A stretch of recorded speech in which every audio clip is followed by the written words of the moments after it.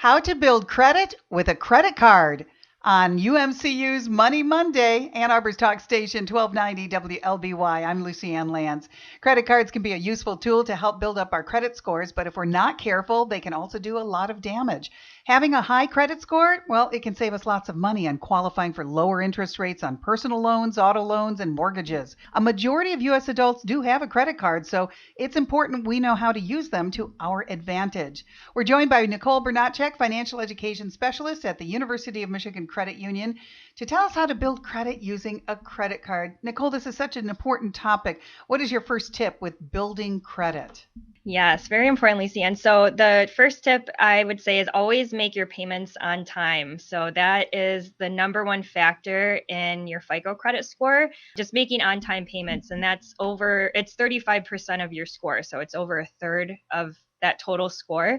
And late payments, they usually won't get reported until you're 30 days late, so 30 days past the original due date. But at that point, if they do get reported to the credit bureaus, you could see a drop in your credit score of like 60 or more points on average. Wow.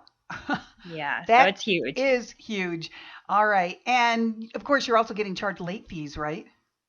Yep. So late fees, a lot of times they'll charge you additional interest, which is never fun. And then banks also sometimes can increase your purchase APR, and they could also lower your credit limits, and that could also damage the credit score even more. All right. So make your payments on time to avoid all of that.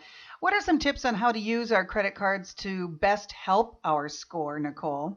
So the best way you'd want to use them is to keep your credit utilization low. So this is one that's a little bit more tricky for people that I've found when I do financial counseling and just from doing presentations. But this is also a huge factor. Utilization makes up 30% of your FICO credit score, so almost as much as that payment history. And this is for revolving accounts. So credit cards, lines of credit, you want to try to keep those balances or what you spend under 30% of whatever that individual credit limit is at all times. When it starts to get higher, you could see your score go down, and you also want to try to pay them down to zero. What if you pay in full every month though?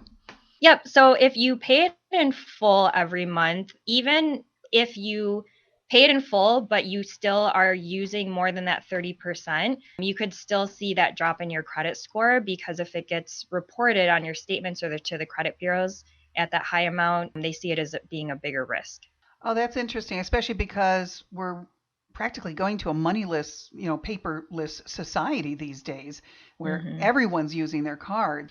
I didn't know that it worked that way too, even when you pay it off every month. So Yeah. the less credit you use, the better it is for your score? Exactly. Yeah. So you don't even need to get close to that 30% if you don't have to. So, I mean, ideally, if you can use only like 10, 20% of your credit limits, that's actually better for your score. So I know that negative items on a credit report can hurt your score, but what can we do about those?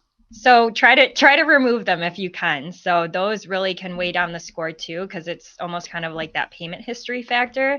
So any sort of missed or late payments, unpaid collections, settled debts, bankruptcy, all of those are things that negatively impact your score. So if there is anything that is incorrect, or maybe you just have a lot of like negative marks on your credit and you want to see if you can get them removed, you can actually file a dispute with the original creditors. And if they won't remove it, then you can file a dispute through the credit bureau. So you just have to do that with all three of the credit bureaus.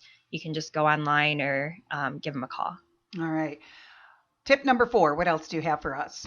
Yeah, so that would be try to limit hard credit inquiries. So that is when you're actually applying to borrow money. It's a smaller percentage in the credit score. The inquiries only make up about 10%, but if you have too many of those in a short period of time, it doesn't look great to potential lenders and banks, because someone who's in a healthy financial spot typically is not going to need to open up a bunch of credit cards or loans in a short period of time. So that's why they look at it. But usually for hard inquiries, you want to try to space them out at least like 6 months if you can. So Okay. try to wait at least 6 months. That's good to know.